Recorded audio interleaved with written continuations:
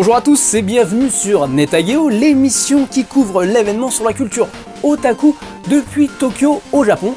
Et je suis Mehdi, votre animateur reporter gamer qui essaye chaque fois de vous présenter des événements ou des choses qui sont en vogue chez les otaku au Japon. Et alors le truc c'est que vu qu'on montre des trucs que tout le monde ne connaît pas forcément, on n'est pas forcément connu non plus. Alors ce qui est vachement marrant c'est que ces derniers temps j'ai pas sorti ma tête des masses à l'émission. J'ai surtout mis des vidéos de cosplay du dernier Comiket, donc le Comiket 84, et on a fait pas mal de vues, plus de vues que d'habitude. Et là je me dis, c'est bien, je suis content, mais il n'y a pas besoin de ma tête. Vaut mieux que je ferme ma bouche et que je mette des jolies filles, hein, c'est tout, comme ça, tout le monde est content. Le truc c'est que je veux pas, j'accepte pas, je suis pas d'accord. Alors je sais, je peux pas rivaliser avec de jolies filles légèrement vêtues de cosplay, mais j'espère que le contenu informatif fera autant de vues dans l'avenir. Voilà, aujourd'hui on retourne au Nico Nico Super Conférence 2 pour vous présenter la zone Vocaloid. Donc ça sera la 4e émission sur cet énorme événement organisé par Nico Nico et par ses utilisateurs. Alors, c'est tout de suite, je vous préviens, on a le droit à un grand bain de foule. Allez, c'est parti! Nous sommes dans le hall 7 sur les 8 que couvre cet énorme événement. D'entrée de jeu, une scène avec des gens qui dansent en mode otage sur du Vocaloid. Otage est un terme qui définit les danses d'otaku envers leurs idoles. On se laisse entraîner par le flow pour passer à gauche de la scène. Encore un système pour afficher un personnage sur une vitre où l'on peut voir le personnage Vocaloid Cal danser. Comme vous pouvez le voir, le perso est bien voyant, même si l'environnement n'est pas très sombre.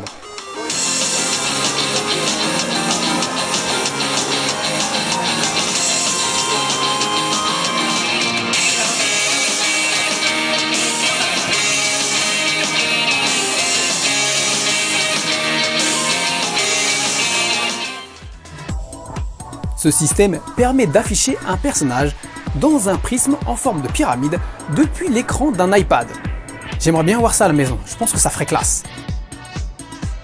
Derrière, un véhicule transformé en classe pour vous apprendre à utiliser un sub de Vocaloid.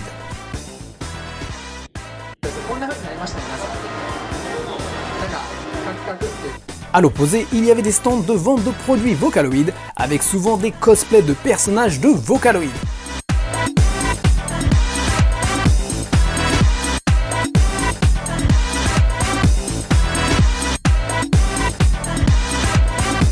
CD, soft, t-shirt, cela ne manquait pas de variété.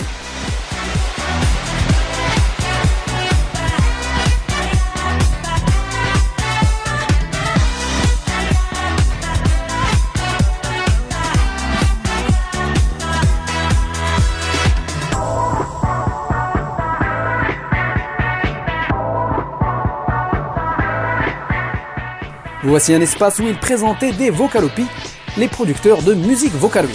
On pouvait par exemple voir comment était l'environnement de travail de Hachiyojipi et le matériel qu'il utilise pour produire son son.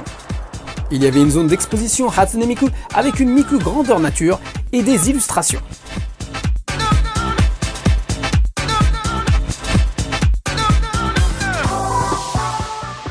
Voici un coin où l'on peut jouer avec Hatsune Miku via PS Vita, utilisant un principe de réalité avancée et les capteurs de mouvement de la console. Il y avait d'autres jeux de rythme à base de Vocaloid.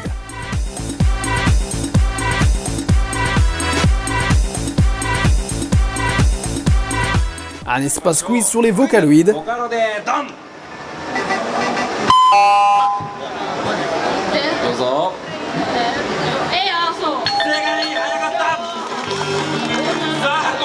À peine des musiques commençaient, il y avait forcément quelqu'un pour répondre tout de suite.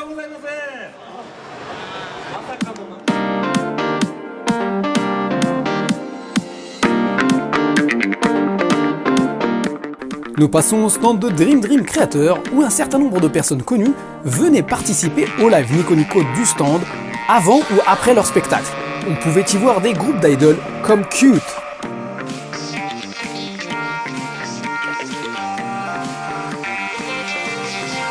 Comme moi aussi je suis intervenu dans des émissions de Dream Creator, je me suis fait capter direct pour me retrouver sur le live sans trop comprendre ce qui se passait. Il y avait aussi le comédien japonais très connu Atsushi. Il a d'ailleurs bloqué sur notre caméra.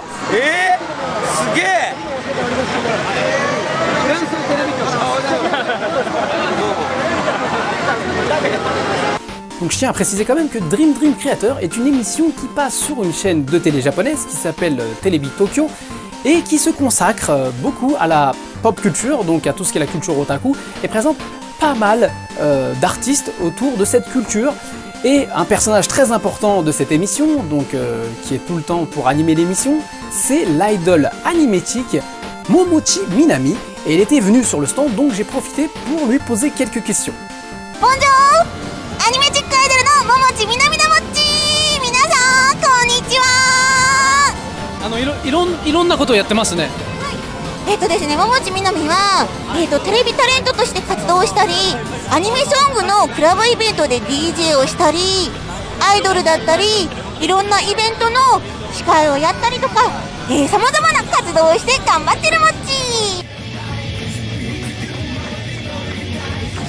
ですね、忍者漫画トロニックっていう、ぜひね、フランスの皆さんに聴いていただきたいっていう楽曲をなんと今回桃地みなみ初めてオリジナルソングということで作っていただきまして、フランスのデイリーモーションというね有名なサイトにアップロードさせていただいてるので、ぜひぜひね皆さんに聴いていただけたらなと思うんだもっち。イエイイエイ。Et oui, Momochi a lancé un clip vidéo Ninja Mangatronic spécialement pour le public francophone. Vous retrouverez la version complète sur Dailymotion.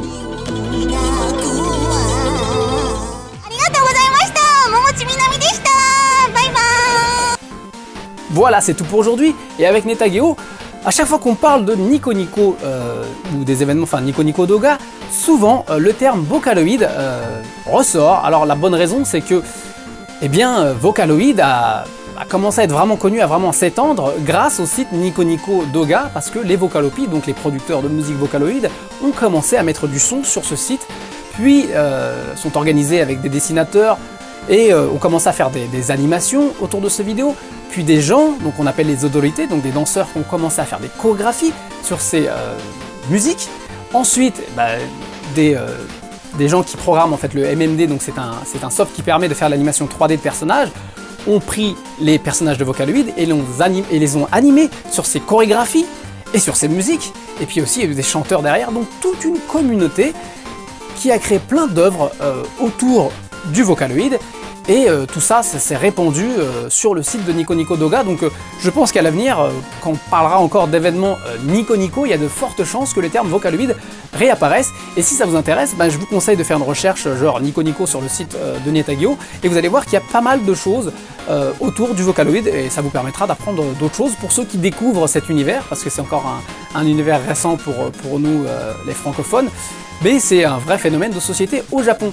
Voilà, j'espère que l'émission vous a plu. Alors, c'est bientôt le Tokyo Game Show, le prochain Monster Hunter sort bientôt au Japon, donc je pense que les semaines qui vont venir, on va parler beaucoup de jeux vidéo. Parce que moi j'aime bien le jeu vidéo, c'est quand même ma passion d'origine, je suis un gamer, donc je pense qu'on va être occupé les semaines à venir. Voilà, je vous remercie d'avoir regardé l'émission jusqu'à la fin, j'attends vos commentaires avec impatience et je vous dis à très bientôt pour un autre épisode.